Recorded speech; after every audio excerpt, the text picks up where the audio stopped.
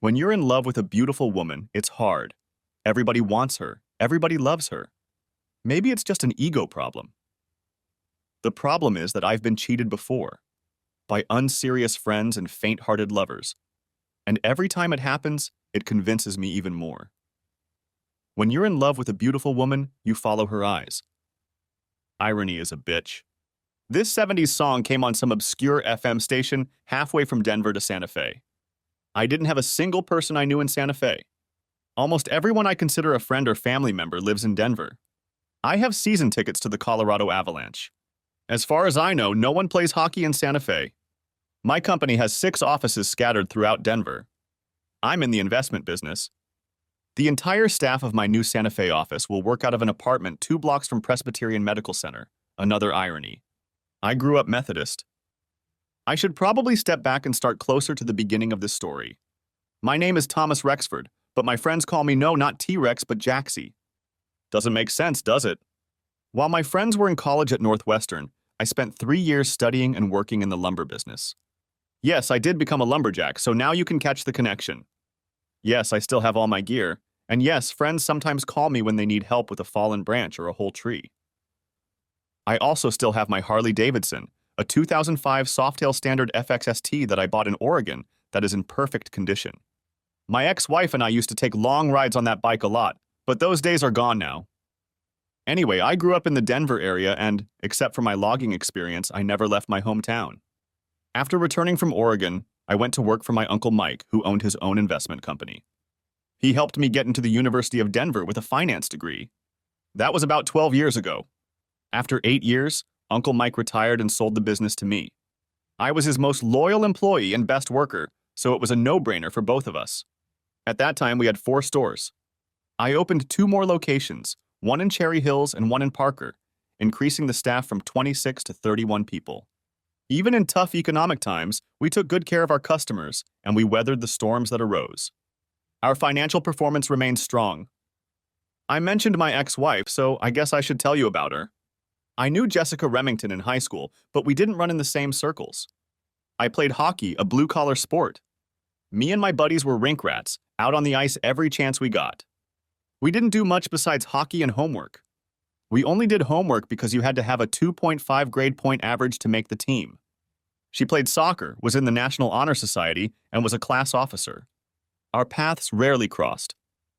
I wasn't ugly, more of a gruff type than anything else. About 170 pounds tall, wet. I had long brown hair in high school because I was too cheap to cut it off in. Girls who like hockey guys, and vice versa. It's an acquired taste, so I had a few dates here and there. Hockey guys say damn in most sentences, for example. Damn me, what a shitty game!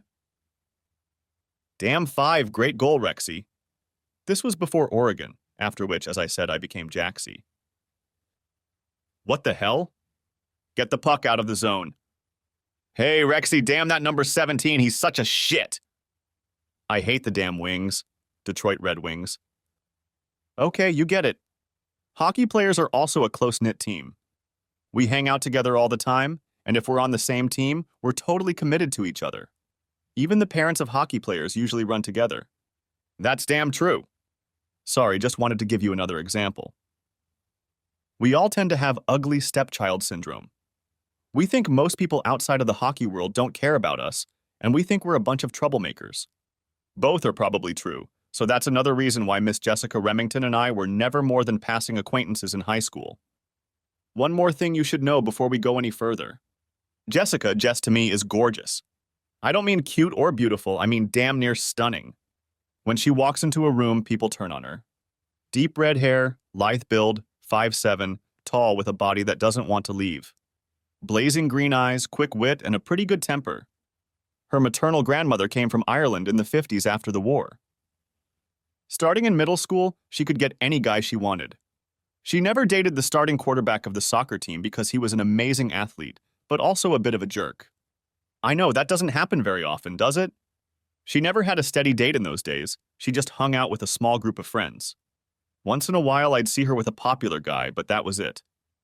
We didn't meet until 3 years after I had returned to Denver from the Great Northwest. I had gotten a little fat from climbing and chopping trees, not much body fat. I was playing in a men's hockey league with a few buddies when she walked in. Turns out her friend Trisha Carmichael had been bitten by the hockey bug. She was dating our goalie, Mike Tooney Toomer. I may have failed to mention that hockey players add an E, I, or XY to any name they hear. Jaxie, look at the bleachers. Is that Jessica Remington? Looks like it, Beamer.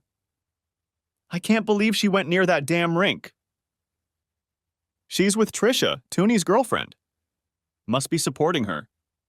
I'm a red-blooded American kid, so I played around trying to get her attention. I had 2 goals and 1 assist. After the game, we showered and were heading through the warm-up area to the rink when I passed her. Hey, Thomas, great game. Aren't you going to stop and say hi to an old school friend? Sorry, Jessica, I didn't realize we were friends in high school. It's good to see you. I stopped, put my bag down, and held out my hand to shake hers. I know it's stupid as hell, but I'm a hockey player and we're not the best at socializing. She smiled and took my hand. Well, maybe if you stepped away from the rink once in a while you'd notice. I thought you were a nice guy. Good God, what is that awful smell? Sorry, hockey bags have a unique odor, very specific. I'll run out and throw them in the Jeep so you won't have to be near them. I'll see you later. She looked a little hurt, but I didn't know why. We barely knew each other, and I was very polite when talking to her. Never once said damn. Beamer came running after me as I was getting into my very old but lovingly restored 2005 red Jeep Wrangler Rubicon. I seem to be partial to the 2005 models I drive or have driven. Hey, Jaxie, are you going to O'Connell's for a beer? Jessica's coming, and I overheard her say she was wondering if turning into a hottie was turning into a snob. You might have a chance, bro. I don't understand why, but you better show up and not mess it up. As my grandpa Mitchell liked to say, I may be ugly, but I'm not stupid, so I agreed to meet at our favorite establishment. I arrived first, grabbed a Coors, and sat down at one of the top 10 tables. When she arrived, she immediately made her way toward me. Listen, Jaxie, is that what they call you? I'm sorry if I pushed you away, but your bag stinks. Nevertheless, I'd like to socialize a bit without the bag and catch up. Sure, Jess. I'd love to know what's going on in your life. For the next 2 hours, it seemed like it was just the 2 of us in the place. I bought her a beer and she bought me 2. We talked about the last few years. She went to UCLA and studied marine biology. After graduation, she worked as a gopher at SCMI, Southern California Marine Institute, for a year and learned to surf. But she was a mountain girl at heart and moved back to Denver. She is currently pursuing a teaching certificate and hopes to start teaching middle school math in the fall. She was majoring in math. For my part, I explained my name. She was genuinely interested in my experience as a logger. She liked my Jeep, and her eyes lit up when I mentioned Greta. She laughed when I explained the hockey lingo and even tried it on her. Hey, Jacker, can you get me a damn beer? That's Jaxie, not Jecker, I said, pointing to our server. Well, since you were trying to avoid me at the rink, I thought Jecker would be more appropriate, she said with a sly smile. Let's go have some fun, was all I could manage to say in response. She winked at me and replied, maybe. Before we left, we hugged politely and she gave me her cell phone number. Call me. I'd like to ride Greta if you'll take me. I've never ridden a pig, but it's on my wish list. I waited 2 days to call her. Believe me, I wanted to call her 5 minutes after we left, but I also didn't want to seem desperate. I wanted to be cool, calm, and collected, even though that wasn't really the case. Hey Jess, it's Thomas. I was wondering if you wanted to ride with me this Saturday. We could go to Leadville. There's a music festival going on there this weekend. Screw you, Jaxie. I have a social life of my own, and I can't abandon my plans at the last minute for some hockey player, even if he does score goals. I was a little confused and whispered, I'm sorry, Jess, I didn't mean to be too cavalier. Maybe next weekend? Screw you again, Jaxie. I'd love to join you. What time should I be ready? Well, that's about 2 hours, so how about 9 a.m.? I'll be ready. She sounded like she was ready to hang up. Hey, wait a minute. I don't know where you live. You're a smart guy, Jacker. Figure it out. It's Jaxie, I replied, a little heated by her barb, but the line was already dead. I called Tooner, who in turn called Trisha and got Jess's address. Saturday morning, I knocked on the door of her apartment in Golden at 9 a.m. sharp. When she opened the door, I nearly fainted. She was wearing shorts, not short but not too far off either, a white tank top covered by a red and white plaid long sleeve shirt, and black cowboy boots with Texas stitching. She had a UCLA sweatshirt tied around her waist. She saw the look on my face and smiled. "I take it I passed the test?" she purred. "Yes, Mom, it is." I gave her my spare helmet, a white and black AGVX 3000, and we hit the road. The ride up there was great. Colorado summers are warm, but it never gets too hot in the mountains. The first part of the ride was comfortable, but once we entered the foothills, we stopped to put on warmer clothes. She wore her sweatshirt and I took my black Roland Sands Ronin biker jacket. You could see that she liked the way her chauffeur was dressed. "If we do this again, I'll have to dress like a biker girl," she said, poking me in the ribs. Leadville was amazing. We enjoyed several bands playing, ate killer tacos, and chatted for what seemed like hours on end. Everything went as well as it could have, however. This was the first time I saw guys ogling her. A few of them were discreet. A few nudged with an elbow in their girlfriend-wife's ribs. What made it even more disconcerting to me was that, looking back, I saw her encouraging this interaction. She was smiling or winking. However, I was a bit out of it at that moment and was just enjoying the interaction with a beautiful woman who was interested in me. When I dropped her off around midnight, we talked for a bit at her door, and she gave me a friendly kiss, thanking me for a fun day. "I really enjoyed being with you today, Thomas. Greta was great, and I hope you'll call me again sometime soon. Oh yeah, thanks also for not bringing your damn hockey bag." She told me that since everyone calls me Jack or Jackie, she wanted to be different and call me by my first name. Even though my family and grandparents were the only people on the planet who called me Thomas, who was I to argue? That day began 2 months of casual dating that led to us becoming exclusive. We texted every day and talked on the phone in the evenings. She got her teaching certificate and got a job at a local middle school. She had hoped for middle school, but decided that if she did well, it wouldn't take long to transition. After another 4 months, we decided to introduce her to distant relatives. I met her family, 2 younger sisters, Meg and Beth, 2 grandmothers, and 1 grandfather. There were cousins too, but none in Denver. She met my crew as well.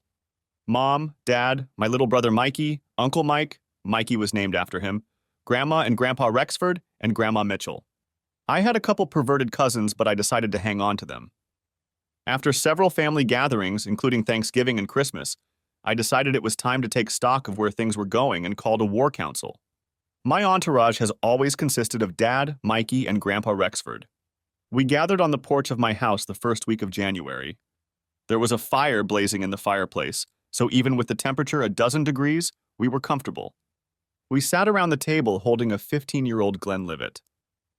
"Well, guys, here's the deal," I began. "I've been dating Jess for almost 6 months. 4 of those have been exclusive, which is a first for me. I do have feelings for this woman, so before I spring into action, I'd like to know what you 3 think. I don't have to ask any of you to hold back. I know I will get the plain truth from each of you, and that is exactly what I want. I'd like to go from the youngest to the oldest, if that's okay with everyone. You have the most experience, Grandpa, so I want you to listen to the other 2 in case you want to challenge their opinions." Everyone nodded their heads. "Okay, Mikey, give it to me." Mikey was 20 months younger than me and always looked up to me when we were kids. But Mikey was smart. Not just book smart, although he had just finished his master's degree in applied math, whatever that was. He tried to explain it to me a couple times. I could understand some aspects of finance and business, but everything else was Greek to me. I realized, however, that Mikey loved to figure shit out. It was never enough for him to just understand something. He always wanted to poke holes in it, see if it really worked, or figure out how to make it better. That made him a streetwise weasel as well. 2 years after I returned from my job as a logger, Mikey was a senior at the University of California, Boulder. The next summer, I let him borrow my bike for a week. A year later, he told me he only rode it twice. Once on the first day and once the day before he returned it to me. The rest of the time he spent taking it apart and putting it back together again. I nearly fainted when he showed me pictures of Greta disassembled on the floor of his garage. Then I thought about killing him, but he told me about a couple improvements he'd made to the fuel system, and damn if I didn't notice, it ran better when I put it back together. Jaxie, if this were math, I would tell you that there are a number of hydrodynamic factors to consider before determining the best outcome. But why bore you with the details? I'll keep it simple and use small words so you can understand. First, Jess seems like a great girl. She has a good teaching job, seems to genuinely care about you, and doesn't take herself too seriously. Second, she doesn't have a long list of ex-boyfriends, so she doesn't exhibit a tendency toward a love it and dump it mentality. Third, you guys are demonstrating in front of us what looks like real affection for each other. This includes, but is not limited to, respect, physical touch, good communication, and realistic conflict resolution. Fourth, if you pursue this relationship, you will need to realize that anytime you go out, even with friends, you will need to be on your guard. She is incredibly beautiful, so every guy who is not gay will notice her, and many will probably try to get into a relationship with her. Fifth, the big X variable for me is the lack of time you've been together. You are in your early 20s, so I realize that settling down is probably becoming a good option for you. But in my equation, I'd like to see at least 6 more months before you make any kind of long-term commitment. You're both 27, so you have plenty of time to start a family. He finished and yielded the floor to his father. Thomas, you are an intelligent young man with a good head on your shoulders. 3 years of logging in the Northwest has smoothed out a lot of rough edges and helped you mature quickly. You have great business sense. As far as I can tell, you're also pretty wise about your personal life. You like your hockey friends, but you don't join them when they decide to do something stupid. I think you'd make a great husband. I agree with Michael. Jessica seems like a lovely person. I won't repeat his assessment, but I agree with his caution.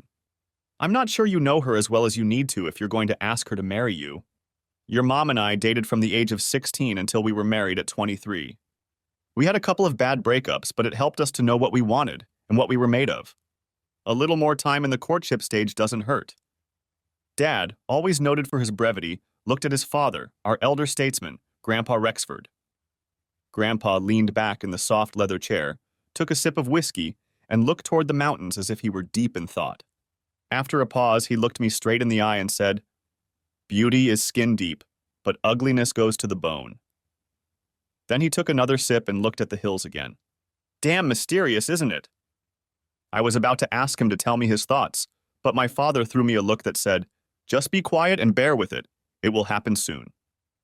Grandpa started up again. Thomas, Jessica is a sweet girl with looks that could stop a truck or a train.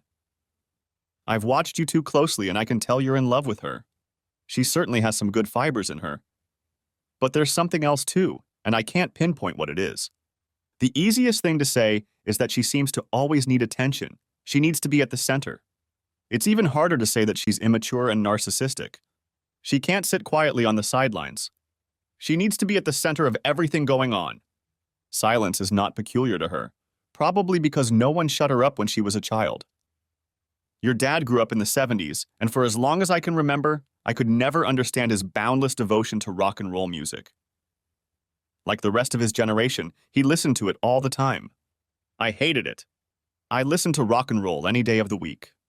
Anyway, one day, I think when he was a senior in high school, which was 79, I heard the words to a song he was playing. It was Bob, and the song was about Hollywood.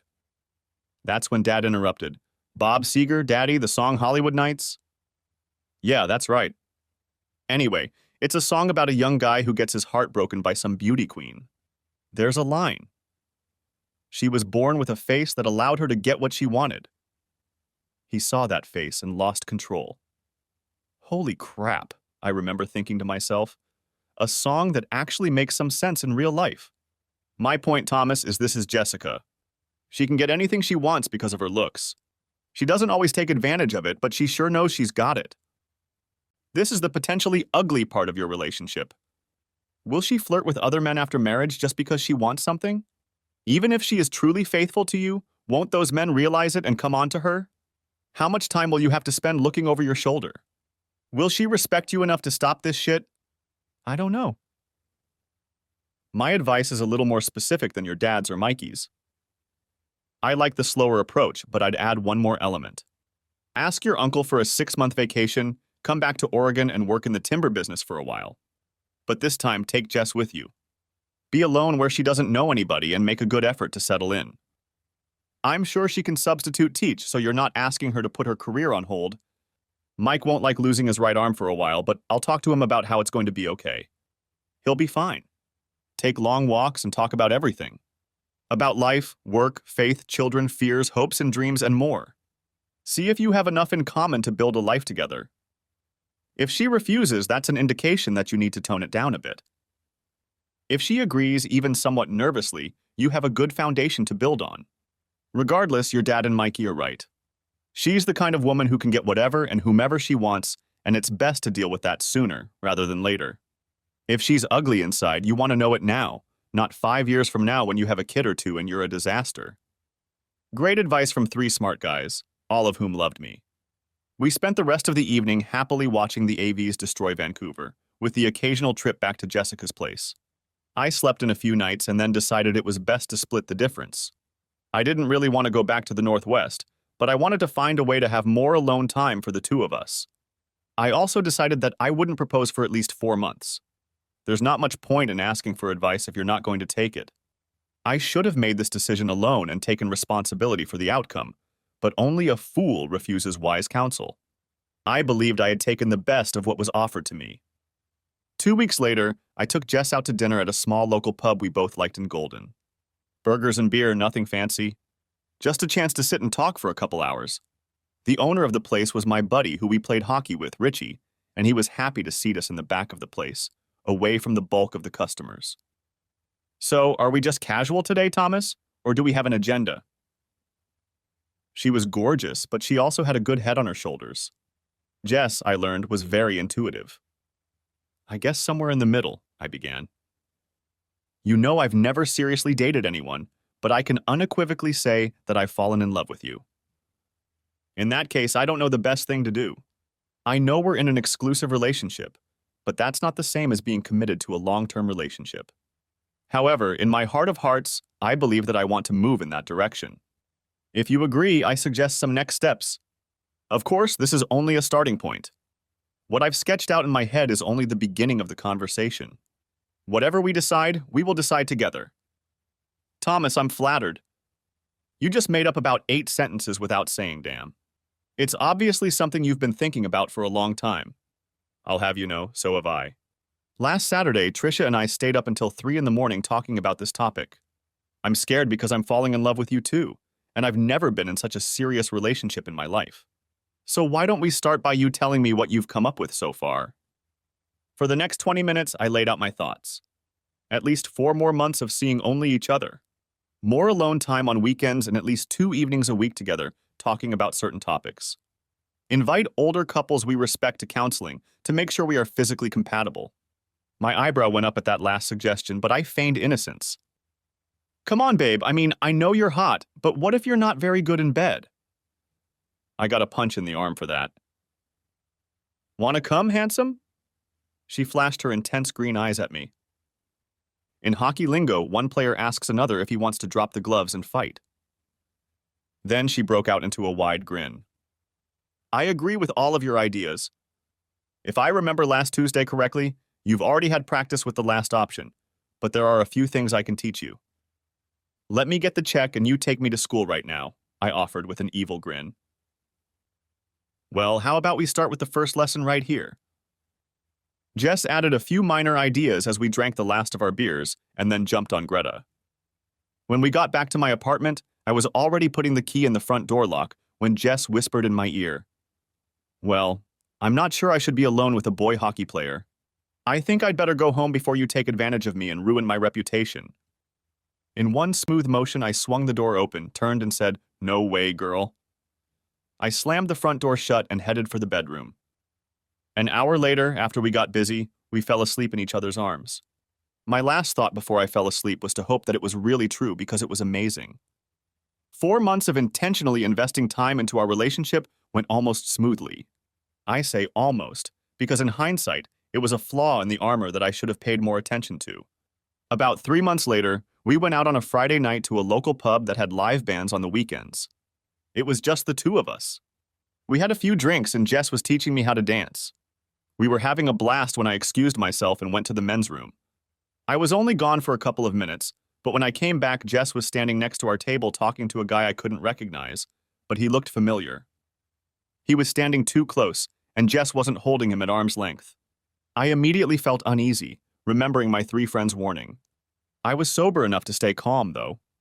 They hadn't noticed me yet, so I walked over to the bar and ordered a couple more beers, all the while watching them. I couldn't hear them, but Jess was clearly casting a spell on me. She giggled at his comments, occasionally placing her hand on his forearm. If she missed me, she certainly didn't show it, looking around for me. He was clearly enjoying himself. Okay, that was enough. I turned back to the table, and Jess caught me out of the corner of her eye. For a moment, there was a look of guilt on her face.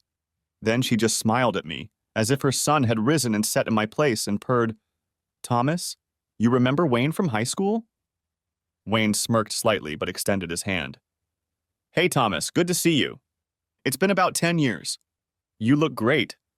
I shook his hand and said hello. Let me digress and say that there are a couple things you should realize right away if you're paying attention. He called me Thomas, not Jaxie or Rexy, meaning he wasn't a hockey buddy. So at best, he was an acquaintance, not a friend. Second, you should have realized by the look on Jessica's face that she realized she had crossed the line. Now the question was how she would react. She missed her first chance. "Wayne, why don't you pull up a chair and join us for a few minutes? Are you here with someone?" First strike. "Thanks, don't mind if I do." "No, I'm just here with a couple buddies, no one I can't ditch for a while to hang out with old friends." "I can't believe you're flying solo."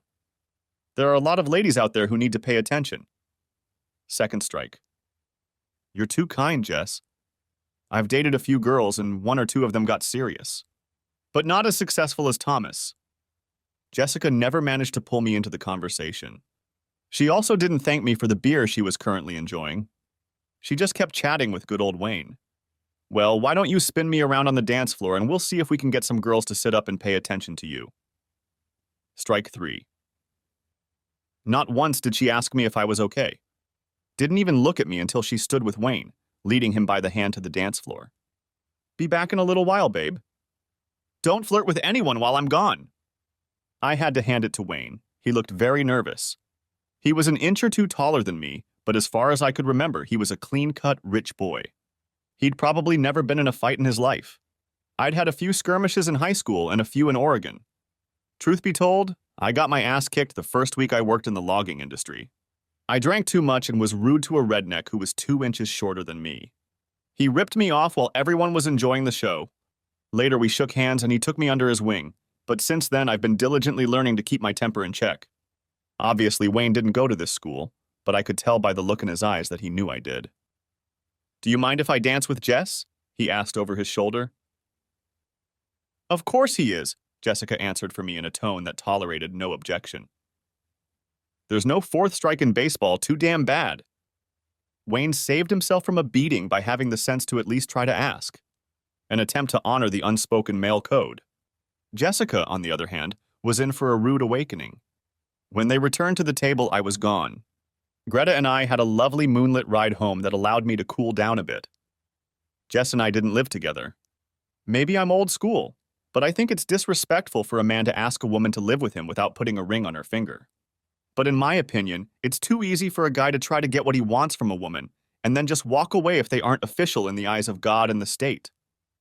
The ride home took 20 minutes. Another 20 passed before the reports started coming in. Apparently, it was more than 1 or 2 dances. "Thomas, where are you? I can't find you." "Home." "What? Why are you leaving without picking me up?" "You looked like you were having too much fun with Wayne." "Come back and get me now, you bastard." "You're embarrassing me." "Good night, Jess. I'm more than sure you'll be able to make it home." My phone rang before I could turn it off, but I ignored it and turned it off. I figured I could get a good night's sleep before the storm of shit that was going to erupt in the morning. I was drinking my second cup of coffee around 7:30 a.m. when Jess burst in on me with her green eyes blazing. We didn't live together, but she had her own key. "You son of a bitch, Thomas. How dare you leave me like that? Are you such a little boy that you ran away just because you were hurt? Are you such a big baby? Hell, you'd better explain yourself right now if you want me to stay." Her nostrils flared and her face was red with anger. If I hadn't been a lumberjack for 3 years, I might have been scared. "Would you like to sit down and have a cup of coffee, Jessica?" "No, screw it. I don't want to sit and drink coffee with a juvenile like that." I kept my tone calm. I suppose that might have made her more angry, but I wasn't about to get into an argument with an irritated Irish girl. Okay, suit yourself. Let me be blunt, Jess. I am madly in love with you and I want only one thing, for us to be together. However, I will never tolerate disrespect. What you did last night was unforgivable. We're not dating. We don't have an exclusive relationship. We're committed to each other. We agreed on that. We've even mapped out how to intentionally deepen our love in hopes that we'll be together for life. Wayne was standing in your personal space and you didn't support him. In fact, when I first saw the two of you, you touched his arm, showing openness towards him. Secondly, you did not ask me if Wayne was welcome at our table. You simply ignored me and asked him to sit down. Then you flirted with him by telling him how much other women should pay attention to him. And finally, without consulting me, you asked him to dance. In doing so, you never once looked in my direction. Even Wayne noticed it and tried to ask me if everything was okay. You didn't even let me speak for myself or answer his question. So tell me, Jess, what's respectful about it? How does it show my love or show Wayne that we're together? How does it show your love for me? You're so great, Jess. Guys are always paying attention to you, and I know you know they do. In a way, you like that attention. In and of itself, it's not a big deal. However, when you treat me like I'm not an equal, and you have the final say in everything about us, I think that's bullshit. I'm not saying I was completely right in leaving last night. It was childish in some respects. However, if we are to be ourselves, it has to be mutual. What you did made me furious. I'm not going to compete for you. We're past that stage. You don't need to compete for me. As I see it, I'm yours. That gives you the right to expect love, respect, and honor from me, and I expect the same from you. If that's not the way you see it, just say so. It'll hurt like hell, but I'll respect your choice and move on. However, if you love me and want to continue our relationship, you must respect and honor me. I will not tolerate anything less. Look on the bright side, Jess. What if I was on the other foot and some schoolgirl molested me in front of you? How would you feel about the fact that last night when you came back from the restroom, someone we hadn't seen in 10 years was flirting heavily with me? What if I had ignored you and danced with her without even asking your permission? It was deathly quiet for a moment, Jess staring at me. I was sure she was going to turn and walk away, but tears came to her eyes. Her lower lip began to quiver. Without warning, she threw herself into my arms and started sobbing. I just put my arms around her. After a moment, she caught her breath. I'm so sorry, Thomas.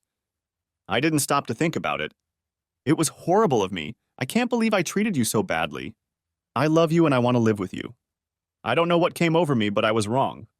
Please forgive me. She started crying again. I held her in my arms for a moment longer, and then pushed her away slightly so I could look her in the eye. She was sincere. Jess, I forgive you. I love you. But we have to be clear. We have to put ourselves first. I know guys will always hit on you. It will be a part of my life until we're 90, and even then the nursing home guys will still want you. We can't disrespect each other like that. I know, Thomas, that's exactly what it is. She wiped her face with her sleeve. Oh, I must look terrible. Give me a moment to wash my face, and then I'd love to have a cup of coffee and discuss things further with the intention of growing in our love. 5 months later, we were married on a Saturday morning near Breckenridge. It was a gorgeous late May morning with sunny skies and temperatures in the mid-60s. It was a pleasant event, even though my hockey buddies couldn't contain their congratulations. Surrounded by family and friends, we made a vow to forsake all others and live together as husband and wife. We enjoyed the day with those we loved the most until 6 p.m. when we headed out to enjoy our honeymoon. Greta drove us to DWI where we boarded a flight to Cabo. 9 amazing days later, we were back in Denver at the beginning of summer. Over the past few months, Jess and I have had many long conversations, taken many long walks, and I think touched on some issues that are important to both of us. We even went to a therapist where we dealt with some important factors in our relationship, such as family or background, expectations, and communication. All in all, I felt that I had listened carefully and accepted the advice of the 3 men who loved me the most, and was on a journey of a lifetime with the only woman I truly loved and who truly loved me. How is it that just 4.5 years after my divorce from Jess, I'm driving down the highway single again? I thought I had listened carefully and put into practice the advice I had received. I believe that Jess and I had traversed a tremendous amount of emotional, psychological, and relational territory before and after we married. I believed that we were completely honest with each other and made a commitment to honesty, love, care, and respect. As I've seen firsthand, it doesn't mean a damn thing if the other person doesn't make the same promise in their heart. It turned out that Jess had different definitions of these words that she never shared with me. There were patterns in her life that she was unwilling or unable to give up, and that put us at risk as a couple. Truth be told, Grandpa Rexford was right. Jessica was a beautiful woman on the outside, but her ugliness came down to her bones. A year earlier, Jess learned that her application for admission to the local high school had been accepted. She would be teaching Algebra 2 and trigonometry to 10th graders. There were 2 older teachers in the math department who were a couple of years away from retirement. If all went well, Jess would be teaching AP math in the not-too-distant future. So claimed her department chair, Dr. Charles Wellborne, or as he came to be known, Chuck the Devil. But I'm getting ahead of myself. For the first 2 months of the school year, Jess was more than excited. Every night she would tell me about her classes and what the children had learned. It was obvious that she loved it when math brought joy to the children. She loved teaching high school math, and a big part of her enthusiasm was seeing the kids do well. Sometimes she would talk about Dr. Wellborne and what a great mentor he was to her and other aspiring teachers in the department. I didn't think much of it except that he was a nice guy who wanted everyone to do their best. I should have been on my guard, but he was 15 years older than her, married, and had 3 children, all in their teens. I first met him in early October. After being told about his amazing personality and leadership, I was a bit taken aback. He was not a weak guy. His height was probably around 160 centimeters. He wasn't heavy, looking trim and slim for a man in his early 40s. He wasn't bald, and there were no gray hairs on his head. He wasn't boring, carrying on a pleasant conversation. But nothing about him stood out. Nothing impressive or surprising. From the way Jess talked, I expected to meet Wayne Gretzky in teaching math, but he seemed more like Barry Melrose. I'll save time for those who aren't hockey fans. Melrose was selected 36th in the 1978 draft, played about 300 games of professional hockey, and had a thoroughly mediocre career. For me, it was Dr. Wellborne. Kind of a nice guy, but totally unimpressive. I never understood why Jess was so fascinated by him. To each his own, I thought. Jess liked his support and guidance, so who was I to judge? I listened politely while she talked about how inspiring he was. It was at this point that I noticed that about 90% of our conversations were about her work and about 75% were about Wellborne. When I talked about my work, hockey, or family, she would smile and listen for a couple minutes and then go back to herself and her world. Having never been married, I just assumed that this is how most marital conversations go. I never minded finding out about her day, her job, even her boss, but sometimes I really wanted her to ask me about my job, family, etc. Unfortunately, she rarely did, and just as sadly, I never brought it to her attention until it was too late. It was the week after Thanksgiving, and I was on the phone with my mom. As wonderful as the men in my family are, my mom can reach out to any of them. We were talking about the upcoming Christmas holidays and trying to synchronize our holiday calendars. No sooner had we hung up the phone than my mom switched gears. "Thomas, how are you and Jess?" "Okay, Mom, okay." "Really? Are you sure, Thomas?" Obviously, it wasn't a question.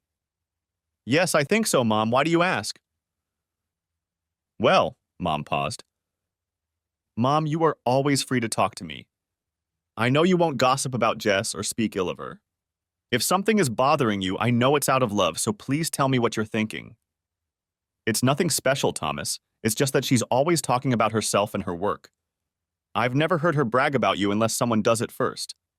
I've never heard her ask you any serious questions about what you do or what you're thinking. That strikes me as odd, son. Enthusiasm in a relationship is a two-way street. You're always supporting her and paying attention to what she's telling you. I guess I'm just wondering why she doesn't reciprocate you." She continued. "I haven't talked to her about it because I'm her mother-in-law, not her mom. I don't want her to think I'm siding with the two of you. In my mind, you two are one, so I'm for both of you. If I broach the subject, I'm afraid it will look like she's not good enough for my boy, and I don't want her to think that." We talked some more and I thanked her for her concern. Aloud, I did not agree or disagree with her observations. However, in my heart, I felt that she had picked up on the anxiety that was growing in my heart. I thanked her for her thoughts and told her that I would seriously consider her words. I didn't mention it to Jess right away, but I decided to start keeping a little record of our conversations. It wasn't something detailed, and I wasn't trying to trap Jess into getting my point across. I work with numbers and specifics, so it was easy for me to start just keeping track of our conversations. That's how I was able to come up with the percentages I mentioned earlier. We talked almost exclusively about Jess and her world. I got an uneasy feeling in my stomach when I remembered the Seagar song. She was born with a face that allowed her to get her way. Jess was amazing in many ways, but in this area she was immature and selfish.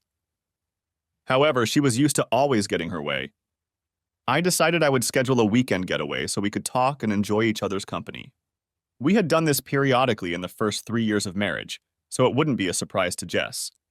This weekend we would bring up things we loved about our relationship or issues of concern. I knew Jess wouldn't feel taken aback if I behaved in this way. I was thrilled when I booked a cabin for us near Aspen, knowing that we would be able to relax, enjoy each other, and talk freely about us.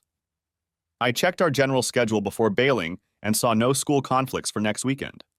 I'd miss the hockey game and have to put up with a few "what the hell Jaxie" type comments, but I was sure I'd survive, especially if I did penance and bought a first-round pick after the next game. I couldn't wait to lay out my plan to Jess when she got home. Right after dinner, I shared my plan with her. I thought she would be excited and looking forward to the trip.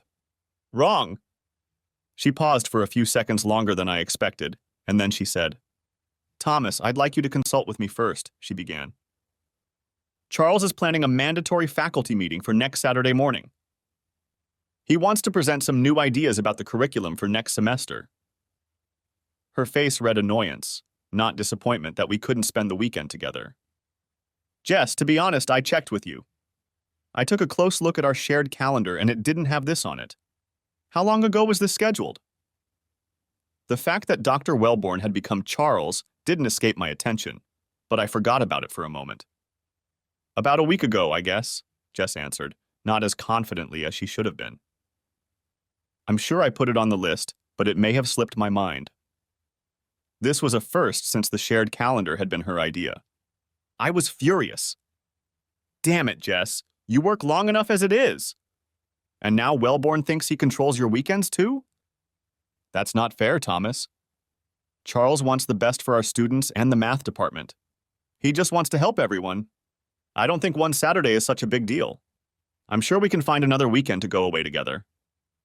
"That's not the point, Jess," I replied, growing increasingly frustrated. "We've been using this calendar for months now, and it's become a habit for us. It was your idea. I remember 2 months ago I forgot to put Wednesday night dinner with a couple clients on the calendar. As I recall, you read me the riot act, demanding that we change the appointment. I'm sure what's fair for me is fair for you." "Damn it, Thomas, you're making a big deal out of such a small thing. We can just reschedule." "I'm sorry, Jess, you're right," I said sarcastically, so she could see where I was going with this. "Please forgive me for treating you the way you treat me. Forgive me for wanting to plan a nice weekend with my wife. Forgive me for encroaching on Charlie's important schedule." She started to reply something angrily, but as I left the room and headed for the exit, she was talking to my ass. I jumped on Greta and rode around for about an hour to cool off. The hour turned into 3 when I stopped by the local pub for a couple or 3 beers. When I got home, it was freezing cold. We had only seen each other in passing and hadn't spoken to each other. I ended up working in my home office for a couple more hours and collapsed on the couch. I've been an early riser since my days working in the Northwest. Loggers can party late into the night, but work starts before the sun comes up, and if you want to get paid, you can't show up late. I leave the house at 5:30. Jess usually got up around 6:15, so we didn't cross paths. At the office, I canceled the reservation, which cost me a $100 deposit. Not a huge amount, but it made me sad. Later in the afternoon, I noticed that her faculty meeting did get on the calendar, along with a conference for math teachers in Colorado Springs the second weekend in January, and 2 girls' nights out between then and there. Later in the afternoon, I sent Jess an immature text. "Going straight to the rink after work. Game at 7 and a few beers afterward. I'll be home around 11. If it's unclear, check the shared calendar. It's been there for the last 2 months." I got nothing in response. The following week, we continued our standoff, talking only as needed. I was waiting for her to apologize for not updating her calendar and for what I thought was her indifferent attitude about my mistake. I think she was waiting for me to remember that the universe revolves around her and come crawling back. We can both be stubborn, so we were both disappointed in the other's lack of recognition. The following Saturday, Jess was already dressed and ready to leave when at the breakfast table she surprised me with a serious kiss. "Thomas, I hope we can talk like adults today and make up. I understand your disappointment about this weekend, but I'm sure we can work things out." With those words, she winked slyly at me and headed for the exit. No apologies, no admitting her mistake, just doing what she wanted, expecting me to obey. Seeger screamed in my ears, "A face that will let her get her way." I grumbled for about half an hour and then decided I wasn't going to waste the day. The door to the porch had been creaking loudly for the last 2 weeks, so I decided to take it off the hinges, oil it, and put it back in place. I also thought of a couple other small projects that could be done. After taking the door off, I realized we were out of oil 1, so I jumped in my Jeep and headed to the hardware store. Mick's store has always existed. It was founded by the first Mick just after the First World War and has remained in the family for the last 90 years. Mick of 4 now ran the place along with his 2 sons, Mick V and Eddie. I played hockey with Eddie, and Mick V, ironically, only worked at the store on weekends because he taught math at the same school as Jess. Imagine my surprise when I walked into the store and V was helping a woman pick out a good snowblower. He smiled and waved at me as I walked in. The strange look on my face must have surprised him, because he caught up with me a couple minutes later in Section 9, where I was taking butter. "Hey Jaxie, what's up, buddy? Heard you had a goal and 2 assists on Thursday. Eddie said you played pretty damn good for an old man." "Hey 5, yeah, it was a good night. Sorry if I gave you a weird look when I walked in, but I thought Wellborne was having a middle school math department meeting this morning. You decided the control room couldn't live without you and quit your job?" Now it was his turn to look embarrassed. "I'm sorry, Jaxie, but you seem to have made a mistake. I'm still teaching, but Dr. High and Mighty Wellborne hasn't scheduled a meeting for today. He's an arrogant prick, of course, but even he's not stupid enough to encroach on our weekend. Did Jess tell you we had a meeting?" Somehow I kept my composure. I must have misunderstood Jess's words as she flew out the door. Then I had another thought. "Hey, 5th, does the math department ever go to study conferences?" "Yes, of course," he replied. For about a second I was relieved, but then he continued. "The next seminar will be at Estes Park at the end of March. I plan to attend about half of the seminar and then hit the slopes." "Trying to breathe and act as normal as possible," I replied. "Sounds like you 5, only I'm surprised you plan on having half the meetings." "Yeah, I know. I must be getting down on myself in my old age. I'll talk to you later, Jaxie. I'm going to go make sure Eddie doesn't try to take credit for selling my snowblower." And with that, he was gone, taking all my trust in Jess with him. I paid for the oil and jumped into the Jeep. Damn bitch, why the hell is she lying to me? 2 times? I drove past the school looking for her car. I checked each of the 4 parking lots, not just the one by the math classroom. No cars, no lights on, no one home. My mind was racing with my heart, and I needed to calm down and think. I assumed the worst, and we all know where assumptions lead. I needed to know some facts about my wife. Where she was, what she was doing, and if she was with that damn Charles. I couldn't go home and just wait.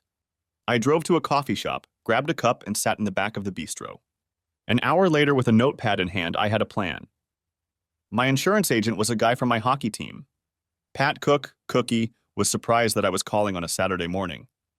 "Jaxie, did you break your leg trying to work on your pathetic skating skills?" "I'd like to, Cookie. I need a few minutes of your time. Can I meet you in your office?" He realized from the tone of my voice that I didn't have a broken bone, but this was serious. 15 minutes later, we were sitting in his conference room. "When you suspect insurance fraud, do you have a private investigator doing the digging for you?" "Sure, Jaxie, but what the hell do you need a private investigator for?" "Cookie, this is completely confidential, isn't it?" He looked at me as if I had just inflicted the greatest insult in the history of the world. "Sorry, kid, but my head is spinning right now. I think Jess might be having an affair, and I need to find out without anyone finding out. Do you have a guy who could help me?" "I hope it's not what you're thinking." "No, I don't have a boyfriend, but I do have a girlfriend, and she's the best. Almost invisible, Tough as nails and always gets to the bottom of things. If you need, I can set you up with her right now. She's not cheap, but she's the best. Thank you, Cookie. Yes, I hope I'm only spending money on my imagination. Please call. Her name was Ella Compton. Since private investigators have to work odd hours, she agreed to meet me later in the afternoon. I went home, finished the porch door, showered, grabbed a bite to eat, and met her at 1 o'clock. I sent Jess a note letting her know I had some errands to run and would be home around 3. Ella was a relatively short woman, maybe 5 feet tall, but if you looked closely, you could tell that she was not to be messed with. She smiled politely as we talked, but there was an iron tone in her voice that was consistent with an unserious approach to her work. I laid it out for her as best I could. As we were finishing up, she said, "If you want a detailed report, it will take several weeks. My investigation will drag on into the new year, since you believe she is lying about the conference. I'm not cheap, Mr. Rexford, but I can promise you that by the time I'm done, you'll know one way or the other. I need you to wire me $1,500 and I'll get started. I'll invoice you for the rest of the money when the job is finished." I sent the deposit while she asked a couple more questions. We got up, shook hands, and left. I felt as low as I'd ever felt, but I knew I had to keep up appearances. I had to be dishonest with everyone I loved and respected, but secrecy was the only way to get to the truth. Jess was home when I got there, and she was working in the kitchen, humming to herself as I walked in. In a good mood after having fun with Chuck? I thought to myself, kissing her on the cheek and telling her I needed a quick shower. Luckily, I had tickets to the Avias Preds hockey game that night, and Jess rarely went with me. I was taking Mikey with me, and she was more than pleased. Before I left, I lied for the first time. "Jess, I'm sorry I overreacted this weekend. I wanted us to go away, but I shouldn't have talked to you the way I did. Please forgive me." "Of course, Thomas. I understand your frustration. I wish we could go too, but we will go soon, just the two of us." Bitch to the end, huh? Thought I. The next 6 weeks were a living hell. I put on a happy face at the office, at home, and with my family. Christmas was brutal. Jess and I exchanged gifts and went to my in-laws for lunch and then her family for dinner. New Year's Eve was even worse, if that's even possible. We went out to dinner and dancing. We did it in our hotel room. The physical part was the worst. It wasn't love. New Year's Eve was on Friday, so we were still celebrating on Sunday, having dinner at Mom and Dad's. Grandma and Grandpa Rexford were with us. We were hugging and kissing goodbye around 6 p.m. when Grandpa quietly pulled me aside. "I'm sorry, Thomas, I really am." He whispered so that no one else could hear. "Sorry for what, Grandpa?" I replied, genuinely not understanding what he meant. "I'm sorry I was right." "How's that?" He smiled sadly. "I was right about the ugliness getting to the bone," he said, nodding at Jess. "Just know that we're all with you no matter what happens." I wanted to fall into his arms and burst into tears. He saw the tears in my eyes. "It's nothing like that, Thomas. You'll get through this. There will be time for tears later. For now, just do what you have to do. We Rexfords always stick together and take care of each other." In that moment, the strength he gave me assured me that I could handle it. 3 weeks later, I was sitting in Ella's office across from her desk. She had called the day before to tell me that the report was ready. I asked if we could meet at her work instead of mine. If I got the news, I figured I wouldn't want to crumble in front of my coworkers. She began. "I'm sorry to tell you, Thomas, that you spent a lot of money to find out that your wife is a lying whore. I suppose you've prepared for the worst, but if you need a minute or two, I'll give you time to come to your senses." "No, go on, please." She was the first to introduce the new nickname, which caught on. "Well, Chuck entertains the hell out of your wife. Usually at the Hampton Inn in Inglewood. I assume they choose that location since you don't have offices in the area. They're very discreet. At work and around coworkers, they act professional. Very discreet. They drive separately to a rest stop or truck stop where they will never run into family or friends. Far enough off the road, but not so far that they can't get back to their home quickly if necessary. As you might expect, there was no conference in Colorado Springs. They spent this weekend in Gunnison in a remote cabin outside of town. They meet about once every 8 or 9 days. As far as I can tell, they've met at least 6 times since you hired me, not counting the weekend. I have audio and videotapes of their last 2 love dates in the Hamptons, thanks to a couple $100 and a friendly reference guy. Don't worry, I'll put it on your tab. I also have pictures of them meeting, driving to their untold hotel, getting in and out. I also have some conversations from their phones thanks to the listening devices in their cars. The evidence is irrefutable. She handed me a 2-inch thick folder across the table.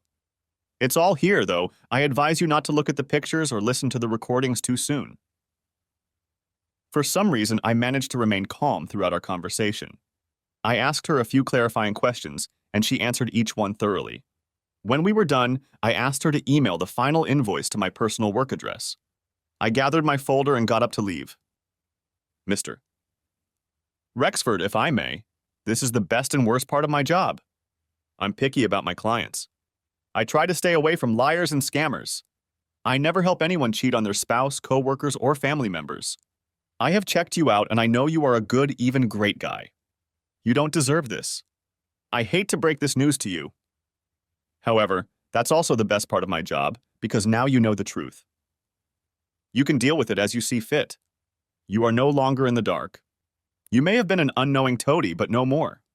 Now you can take back control of your life and choose the right course. Thank you, was all I could manage to mumble. One last thing, she said. I did some more digging on Chuck. This isn't his first rodeo. If you need help burning that bastard down, I'll help you at no extra charge. Too bad it's not the 1880s now, or we could have strung him up before the sun went down. As I was leaving, I noticed that it had begun to snow. A gray gloom seemed to envelop my whole world. I sat in my Jeep for a few minutes, trying to decide what to do next. 5 minutes later, I called Jess. She answered on the 3rd ring. My second lie. Hey babe, I had to run out to Boulder this afternoon to see a client. It's snowing crazy here right now, and I still have a couple hours of work to finish, so I won't be home until tomorrow. Oh, I'm sorry, babe. I was going to surprise you and go to your hockey game tonight. Please be careful and drive safely on the way home tomorrow. I love you. Thanks, bye, was all I could say. I was about to head to my folks' house, but on a hunch, I drove to the Hampton Inn in Inglewood. I parked across 2 lots in a spot from where I could watch the entrance. My Jeep was hidden from view by the few bushes that lined the parking lot. I decided to wait for an hour. While I waited, I called Cookie and told him the bad news. Jaxie, I'm sorry as hell. Thanks, Cookie. I need you to cover for me in front of the guys tonight. Make sure they know the next keg is on me. I'll call you tomorrow, but in the meantime, you better score a couple goals tonight. Somehow, just talking like we usually do helped. You got it, brother. I didn't have to worry about whether my ex-wife would show up with her lover. About 35 minutes later, Chuck showed up and headed down the hall. I guess they felt safe enough while I was out of town to go separately, because 5 minutes later, evil bitch Jess arrived and parked at the far end. She went to the side door where her boss met her, opening the door and giving her a quick kiss. I threw up all over the bushes. After getting in the car, I went to my mom and dad's house. On the way, I called my dad and told him everything.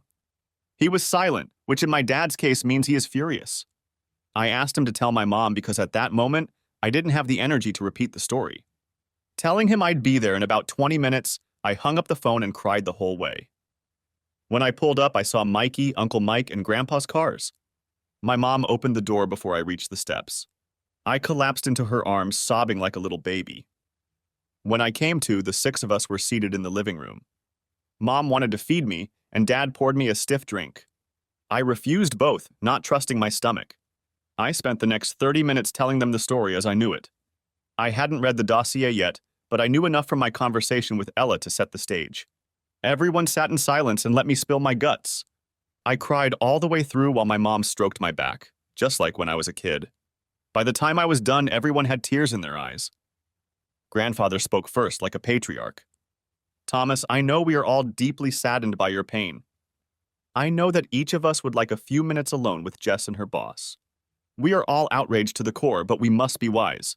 Speaking out is certainly the right thing to do, but it would be the wrong approach.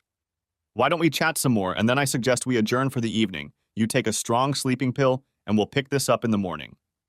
Tonight's protracted discussion is not going to do any good. But as I told you a few weeks ago, we are all with you. No matter what. Everyone looked at Grandpa with wide eyes. It began to dawn on them that he knew what was going on, even if everyone else hadn't noticed. No one was upset that he hadn't told them sooner. Everyone understood that he had his own methods, and every member of our clan trusted him as the cornerstone of our family. "You're right, Dad," Dad finally replied. Then he asked, "What should we do about Thomas's absence tomorrow? Will Tess expect him to call or expect him to be home by early afternoon?" Uncle Mike jumped up. "I can take care of it, brother. Thomas told Jess he's up to his ears in troubles in Boulder. This storm was lucky enough to give him a small window, but I can open it wide. I'll call Jess first thing in the morning and explain that the situation is serious and only Thomas can handle it. He'll have to talk to her tomorrow, but I can assure her that everything will take another day or two. Since she's in school, she won't be tempted to go to Boulder to present herself as a loving wife." We agreed to this plan with a couple of additions from Mom and Dad. When we were done, my brother came over and hugged me like it was the last time we would be together. Tears again. Uncle Mike hugged me too. Grandpa came over and took my face in his hands. "You're going to get through this, Thomas. You have my word on it." When everyone left, I went to the guest room, pulled a couple of Unison pills out of the medicine cabinet, and in less than 20 minutes, the medication combined with emotional exhaustion did the trick. I was out like a light. The next morning, I was surprisingly calm and determined. Sadness was still my primary emotion, but Jess had made her choices, including ignoring her marriage vows and completely neglecting me, and now it was time for me to make mine. My family loved me, and that foundation would help me endure. My long-term plan was beginning to take shape. By 8:30 a.m., the team had reconvened around the kitchen table. By noon, we had the basics of the plan ready. My next stop was a lawyer that Uncle Mike recommended. I needed someone who had successfully represented guys like me, husbands who had been cheated on by their wives. I walked into the law office of Beach, Beach & Beach at 1:30 sharp. After introductions, I was seated at a table with the second of the three Beaches. Meredith Beach Cochran was a pleasant-looking woman who I guessed was in her late 40s. She had steely blue eyes and a firm handshake.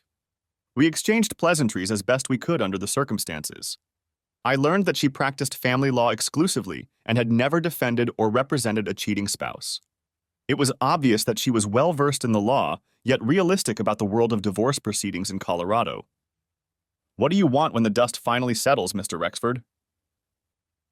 "I'm not entirely sure yet, counselor," I replied. I know I don't want her to walk out of our marriage with a penny more than she brought into it, but I suppose that's unrealistic.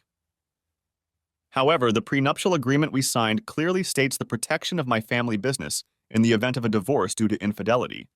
I want my good name to remain intact, which means I don't want us to run and hide from the fact that her infidelity is the reason I'm suing. I want his name out there as the man she cheated with. I would love to see him fired over this, but I'm willing to put up with the public humiliation that awaits him. Besides, I want to become free and clean so I can move on with my life. Most of what you say makes sense, and I'm glad you've set the bar low for what we can expect from the courts. I have to ask you, as your lawyer, you're not going to physically harm them, are you? No, Mom, but when his name goes public, I can't vouch for what some of the more enthusiastic guys on my hockey team can do. Well, you're goddamn right, she replied with an evil smirk, raising one eyebrow. My mouth was open in surprise, and I just stared at her. Two brothers played at the University of Denver in the early 2000s, Jaxie, so I know the lingo. She winked. Well, Mrs. Beach Cochran, it looks like I found the right lawyer. Yes, Mr. Rexford, and you may call me Beecher if you like. Great, I'm Jaxie. Before I left, we agreed on the following. First, I would leave the IP file with her so she can scrutinize it. 2, she would file for divorce within 24 hours, and Jess would be served after school on Friday in the school parking lot. She thought the shock and awe would work in our favor. Maybe Jess would do something stupid that would help us reach our ultimate goal. 3, I will return home Friday night to meet our first conversation, and I will stay home and demand that Jess leave since the house was titled in my name. First, we would leave F.E. Ella for a couple more weeks to follow Jess's behavior before and after she was served with the divorce papers. It was a little frustrating as the bill was already running about $5,000. She emphasized a few other things. To stay calm, to let my family help me cope with the pain, and to continue living my life as usual, no matter how much I wanted to crawl back into my shell. At the end of our first conversation, we exchanged cell phone numbers, and she informed me that I could call her anytime with questions. Before leaving, I asked, "Why isn't the practice called Beach, Cochran and Beach?" She smiled. "I'm a patient woman, Jaxie. Daddy has about 3 years left before he retires, and when he does, I'll be senior partner. Then we'll be known as Beach, Cochran and Beach." I sent Jess a text as I walked out of her office. "Finished with this mess on my way, I'll be home around 6. She replied, "Can't wait to meet you." She added some emoji with a red heart. I immediately deleted the message. I went back to my folks for a couple hours to bring them up to speed. Mikey was there with Mom and Dad when I arrived. I called Grandpa and brought him up to speed. "You're already talking better, Thomas. I'm proud of the way you're holding yourself together, young man." At 5:30, it was time to head home. When I arrived, I had already made my plan for the evening. Jess was upstairs, but when she heard the sound of the door, she came downstairs. I met her in the kitchen and we exchanged kisses and intimate hugs. Nothing too much, but enough to keep her from guessing something was wrong. I showered, changed, and we made a simple dinner of burgers and a big salad together. I realized that I hadn't eaten in over 24 hours and suddenly felt hungry. As dinner drew to a close, Jess began to flirt. She was wearing a baggy shirt, no bra and leggings that left little to the imagination. She lifted one of her legs and placed it in my crotch. That was the damn hard part, as I got hard almost instantly. The thought of sex with Jess disgusted me, but she was still my wife. "You may have had to be Jacker last night, but I hope Jaxie takes his wife upstairs and blows her brains out tonight." "Sorry, babe, but my head is still splitting from the strain of the last 2 days and driving in the goddamn snow." She looked a little surprised. I could count on the fingers of one hand the number of times I'd turned her down for sex over the years, and still have 5 fingers left. "I understand, I'm sorry," she replied, clearly disappointed. "Since I'm not working today, why don't you have fun with Chuck at the Hampton Inn?" No, I didn't say that, but I really wanted to. "How about we take a bath and I give you a good back rub?" is what came out of my mouth. Not quite ready to admit defeat, but when I gently removed her foot from my lap, still smiling at her with my loving husband's smile, she gave in. She took a long hot bath and I gave her a nice back massage, all the while fighting the temptation to strangle her. After about 20 minutes of my gentle touches, I heard her breathing softly in her sleep. I got out of bed and covered her. Then I moved as far away from the bed as possible and fell into a restless sleep. I had a hockey game the next night, and she knew better than to suggest I skip it since I missed the game on Monday. Thursday night was more difficult, but her parents had us over for dinner, so that made it a little easier, although it was clear on the way home that she was intent on something tonight. I had anticipated this and discreetly texted Uncle Mike right before we left. 2 minutes after we pulled up to the house, Uncle Mike called just in time. "Thomas, sorry to bother you, but it looks like you're driving. Are you in the car with Jess?" "Yes, Uncle Mike, we just had dinner at Remington's."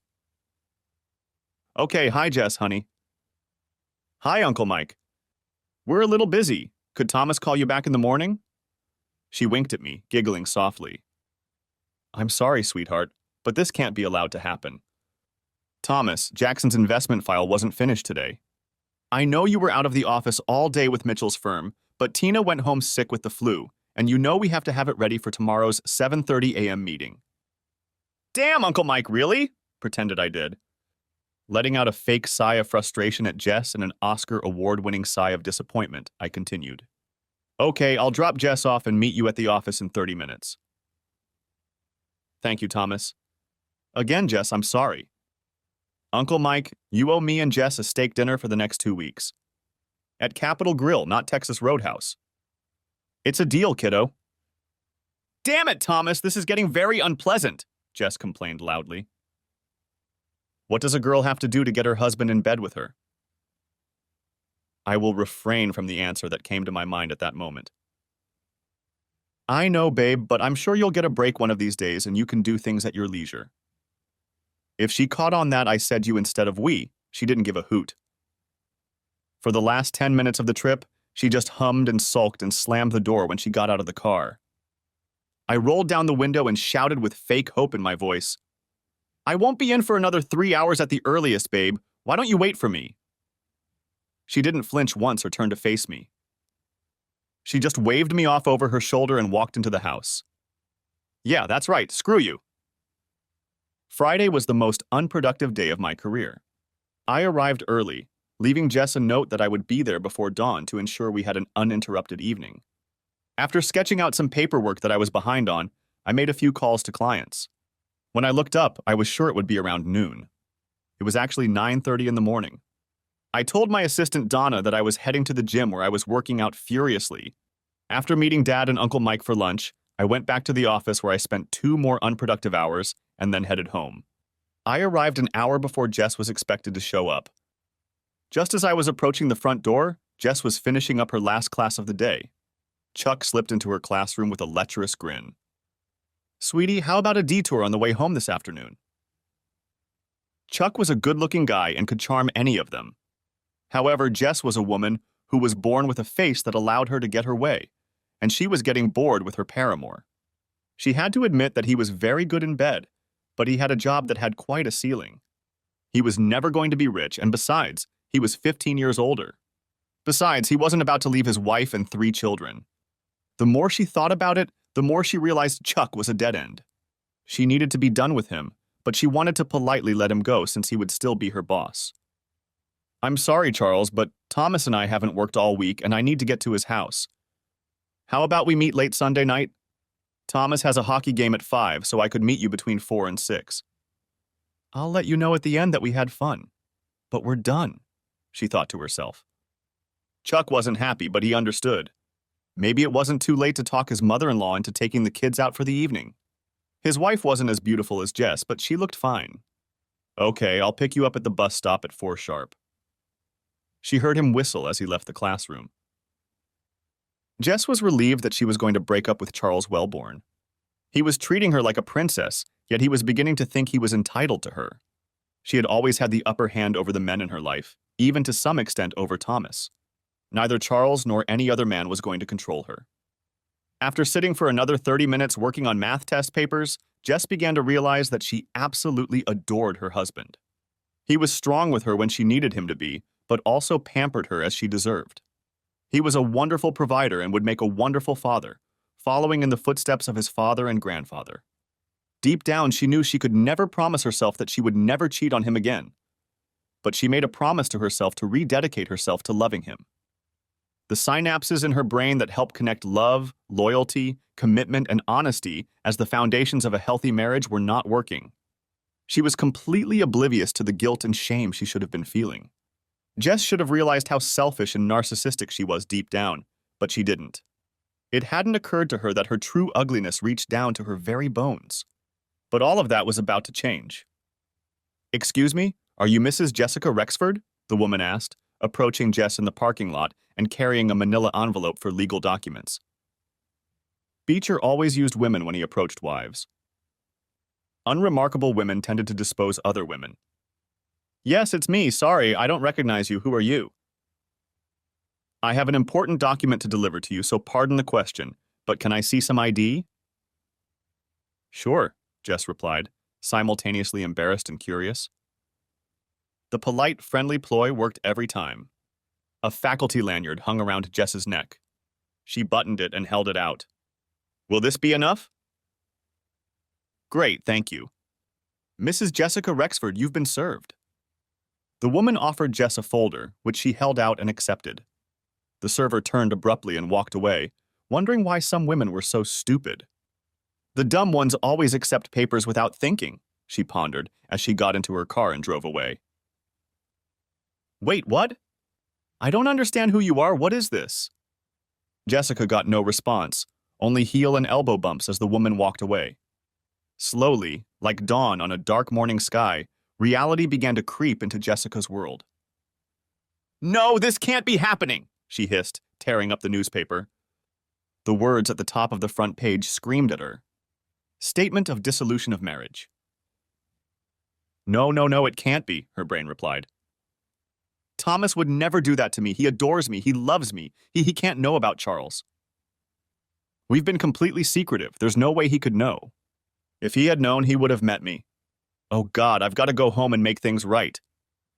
She fiddled with the keys, dropped the papers, cried, gathered up some of the folders she had dropped, and tried to open the door. After a moment, she managed to gather everything up, opened the car door, and started the engine.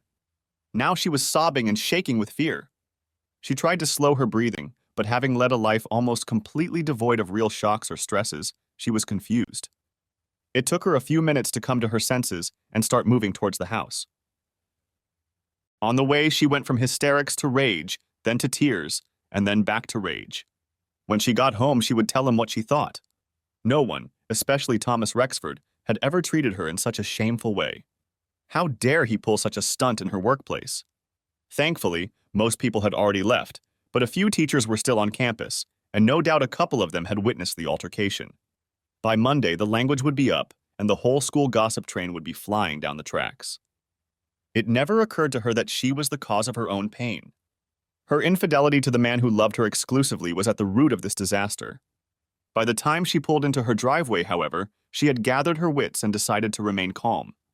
She was sure she could explain away her affair with Charles if only Thomas found out about it. She would claim that he forced her to sleep with him to advance her teaching career. Yes, the battle plan was ready. She would never dare to sleep with another man. Thomas was her one and only, but she was too afraid to come out to him. She was embarrassed to tell him what had happened, and she was afraid his temper would get out of control, and he would lash out at Charles, which would lead to more trouble. By the time she walked through the front door, she was really confident in her strategy. When she came in, I was already sitting at the kitchen table. There was another folder on the table, but Jess ignored it. She was moving forward at full speed. Thomas, my love, this must be some terrible mistake. Why would you divorce me? I mean, we love each other. You are my one and only soulmate. What made you do such a stupid thing? I remained calm. Jess, please sit down. She did. Jess, I have learned some disturbing things about your behavior as my wife. I'm going to give you the opportunity to come clean and tell me the truth. I promise that I will sit and listen without interrupting. If you honestly explain to me why I'm doing wrong or misguided, I'll change my mind. Jess started to interrupt. I raised my hand. But Jess, before you start, let me get this straight. I'm going to record our conversation on my phone so there won't be any misunderstandings about our conversation later. You only get one chance to be completely truthful with me. Please don't hide behind lies or misrepresent your actions. If you do, I can promise you that it's over between us and I will immediately proceed with the divorce. So if you want to share your thoughts with me, it's up to you. Ignoring the folder on the desk, Jess began. I don't mind writing this down, Thomas, but I'll tell you the truth. Charles Wellborne forced himself on me. He used his position of power to impose himself on me. I fought off his advances time and time again, but he made it clear to me that my best way forward was into his bed. I hated every second of it, but I endured because I was overwhelmed and didn't know what to do. Jess started to cry as she continued.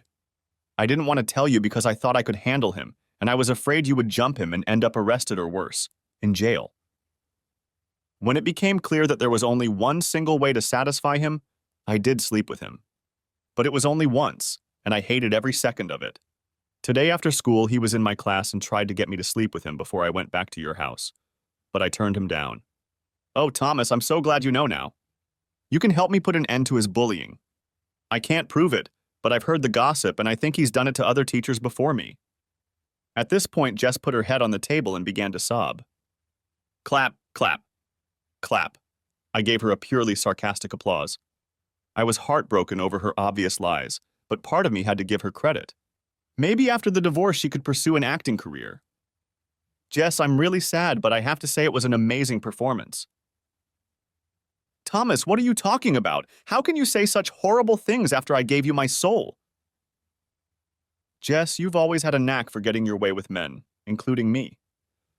You are so beautiful on the outside, and sometimes we are so gullible to believe that there is beauty on the inside too. Let me tell you what I know. With those words, I opened the file and began to lay out the case to Jess. You've been sleeping with Chuck for at least 2 months now. Maybe longer, but I'm sure of it. The two of you go to the Hampton Inn in Inglewood. At this point, I started to move the photos across the table so Jess could look through them. She began to pale. At least 6 rendezvous in the last 2 months. Also, there was no Saturday morning math teacher meeting in early December, and there was no teachers' conference in Colorado Springs a few weeks ago. In addition, I have several recordings of your classes together. I've included one short snippet where she talks about how much she loves Charles and how much she enjoys their fun. So, my dear, loving, faithful wife, you certainly don't look like a woman who is kidnapped against her will, or one who tries grudgingly to please a cruel boss. Your voice and these photos speak the truth. You had fun with Chuck at least 8 times, one of which came during an entire weekend in Gunnison, and that only tells you one thing. A whore wife who thought she could get away with it. Jess sat with her mouth open, at a loss for words for the first time in her life, realizing that you can't flirt and flap your eyelashes and get away with it. I continued. You broke my heart, Jess. I have no idea how many tears I've shed over the past couple months coming to grips with your betrayal.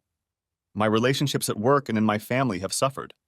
My self-esteem has hit rock bottom, and I've asked myself more than once. Why? Why did you destroy my love and our marriage for some fun on the side with a school teacher? I've seen pictures of Jess up close. He's no bigger than I am, and even though it made me sick listening to the two of you on more than one occasion, I know he's no better in bed than I am because he never brought love to it.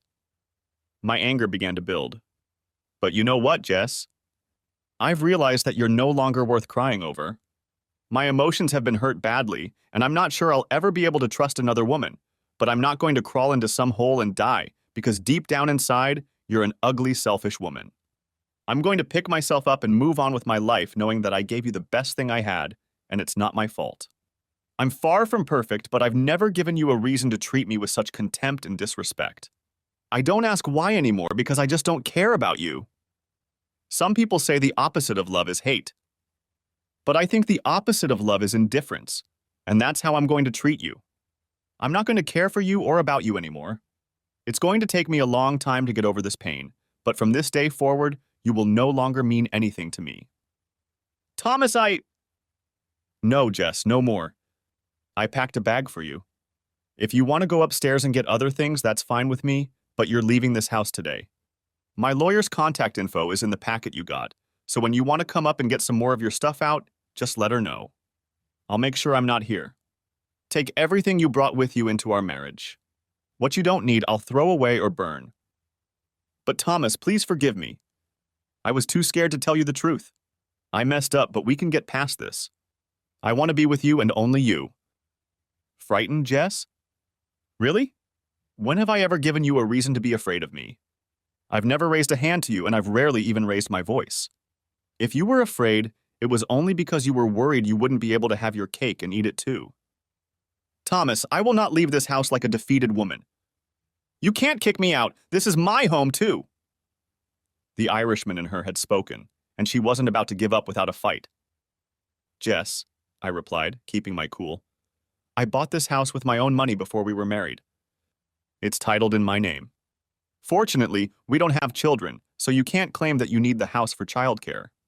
Our prenuptial agreement clearly states that I retain my assets if we divorce due to your infidelity. I know your looks allow you to get your way most of the time, but you should have read that document more carefully before you signed it if you're going to cheat and deprive me of my home. Thomas, I don't want to deprive you of anything. I want us to be together. Charles means nothing to me. I was already planning on breaking things off with him this Sunday afternoon. She realized it was a mistake as soon as the words left her mouth. Sunday afternoon, huh? While I was at my hockey game? Even if I believed you, and I certainly wouldn't, it would be too little and too late. I swear, Thomas, I have no interest in him. It was just an idiotic affair on my part. I have no excuses, but you can't ruin our marriage over this. We're supposed to be together. Yes, Jess, it was idiotic. It was also selfish and disgustingly cruel. But let's be clear, I'm not giving up on our marriage. You trashed it when you were having fun with him. You burned our love. You destroyed all of our love when you looked me in the eye and told me that on that Saturday in December, after I planned a weekend trip for us, you had a department meeting with all the math teachers. You are done with us, and if you can't see that, I truly feel sorry for you. All I'm doing is closing the book on our sham marriage. The full weight of her illicit bond finally got to her, and she began to sob.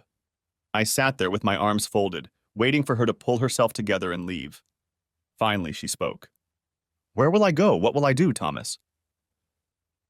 It's up to you, Jess, but you need to know the following. My family is aware of what happened. They've been supporting me for the last couple months while I learned of your betrayal. I haven't told your family you'll have to do that. However, if you lie to them or withhold the truth altogether, I won't feel the slightest bit uncomfortable sending them a copy of this file. I'm not going to physically attack Chuck Renoff. However, you should know that by Monday morning, your principal will be aware of what happened. I will not be suing the school since the administration was unaware of your affair. But I certainly won't hide who you've been having fun with and how often. Chuck's gonna have to fend for himself. If his wife contacts me, I'll tell her the truth. I assume you know he has 3 children. Their lives will implode, and that will be on your conscience too. So, like I said, I'm done taking care of you. Where you go is up to you. Do what you want with Chuck or whoever you want, I'm done. The locks on the doors have been changed. I haven't touched your money or your accounts. You have enough to live on. You'll see that the divorce I'm offering is more than fair to you financially, given the circumstances. You can sign the papers now or wait, but I would advise you to contact your own attorney. Now, if you would be so kind as to gather all the things you need and leave my house. Jess finally gave up. She wiped her eyes, went upstairs and gathered a few more things. As she left, she came back through the kitchen. I sat in silence, emotionally exhausted from the confrontation, but relieved that it was over. I'm sorry, Thomas. Yes, Jess, you... And here I am, 8 months later, divorced and headed to Santa Fe. Why would I leave town, you ask? That's a good question. The answer is simple. I need some time away. I love my family dearly, and I know they love me, but as with my journey to Oregon 15 years ago, being on my own again was challenging. But at the same time, it was a breath of fresh air. I'll spend a year or two getting the business up and running, and then hire someone to run the New Mexico office. I'll probably end up moving back to Denver, closer to family and friends. Obviously, my hockey team won't win a damn game without me. But for now, a little space, a little time to dive into something new, a little adventure is just what I need. The only woman I planned on spending time with was Greta. Jess? Well, I don't know what she's up to. I heard that a few hockey wives and girlfriends kidnapped her for a fun girls' weekend when they found out what happened. I don't know anything about what happened, but rumor has it that Jess didn't get the most fun weekend. I guess she didn't expect this turn of events, but apparently hockey women are just as loyal as hockey men. Looks like her best friend Trisha and a trusty strap-on were the instigators. Chuck? Apparently, Doctor. Fielding, the school principal, came from a hockey family because she made Chuck's work life as miserable as it could be. His teacher's contract was not renewed and he left the state. His wife took it out on him in the divorce, and I hear his kids don't want to talk to him. Interesting that she has become friends with Trisha and attends some of the hockey games. Before Chuck Horan left town, he fell down the stairs while leaving his seedy apartment in downtown Denver. He broke 3 ribs, his teeth, and his arm. All my hockey buddies were at O'Connell's when it happened, or so said about 20 witnesses. Well, damn me, maybe Bob Seger was wrong. Thanks for watching, I hope you enjoyed it. So subscribe to my channel and watch the next video.